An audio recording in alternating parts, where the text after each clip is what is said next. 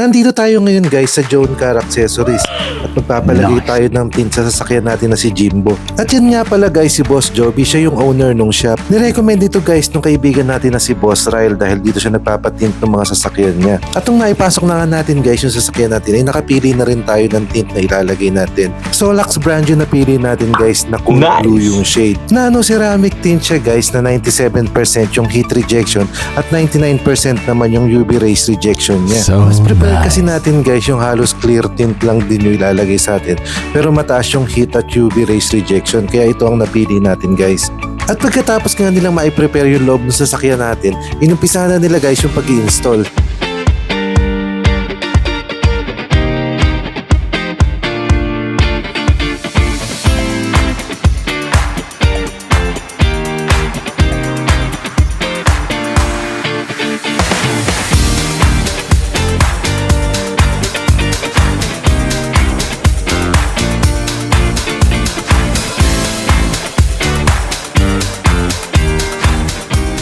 At natapos na nga guys yung pag-i-install ng tint sa sasakyan natin.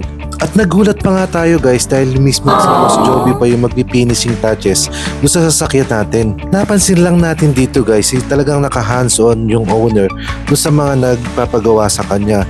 Sa pagpapalagay ng tint, sa mga accessories na pinalalagay, ay talagang sinisigurado niya na maayos yung pagkakakabit at walang magiging problema. Sobrang saludo po sa inyo sir and more power po sa business niyo. Binigyan nga din para tayo guys ng 1-year warranty doon sa tint na pinakabit natin if ever magbubbles o mag-fade yung kulay niya. At nung okay na yung sasakyan natin guys ay magbayad na tayo at magbigay na rin tayo ng tips sa mga tao na gumawa doon sa sasakyan natin.